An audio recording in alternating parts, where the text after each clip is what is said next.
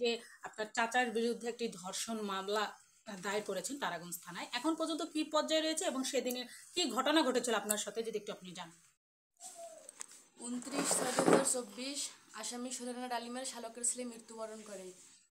আসামির মা মোসাম্মদ ফাতেমা বেগম আসামির শালকের ছেলেকে দেখার জন্য আমাকে নিয়ে নীলফামারী জেলা সৈয়দপুর কদমতলী এলাকায় যাই এবং রাত্রি অধিক হওয়ার কারণে এখানে রাত্রি যাপন করি। ঘটনার তারিখ 30/6/2024 নীলফামারী জেলা সৈয়দপুর কদমতলী এলাকা হইতে আসামির মা এবং আমি ফাতেমা বেগম তারাগঞ্জ 1 নং আসামি সুলেনা ডালিমের বাড়িতে আসি বিকেল 5 ঘটিকার সময়। উক্ত সময় আকাশের বৃষ্টি হওয়ার কারণে ফাতেমা বেগম আমাকে নিয়ে গল্পগুজব করতে থাকে।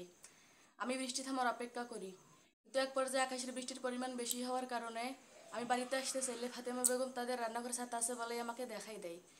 আমি শৈলেনা ডালিমের রান্নাঘর থেকে ছাতা নিয়ে আমার বাড়ির আসার উদ্দেশ্যে 1 নং আসামি শৈলেনা ডালিমের শয়ন রুমের বেলকনির সামনে দিয়ে আসার সময় শৈলেনা ডালিম আমাকে কয়েকটি আম সেলাই দিতে বলে, আমাকে ডাক দিয়ে কয়েকটি আম সেলাই দিতে বলে।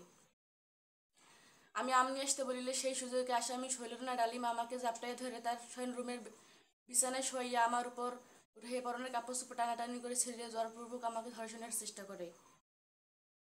এখন পর্যন্ত সোহেল রানা কি অবস্থায় রয়েছে এবং তোমার যে অভিযোগ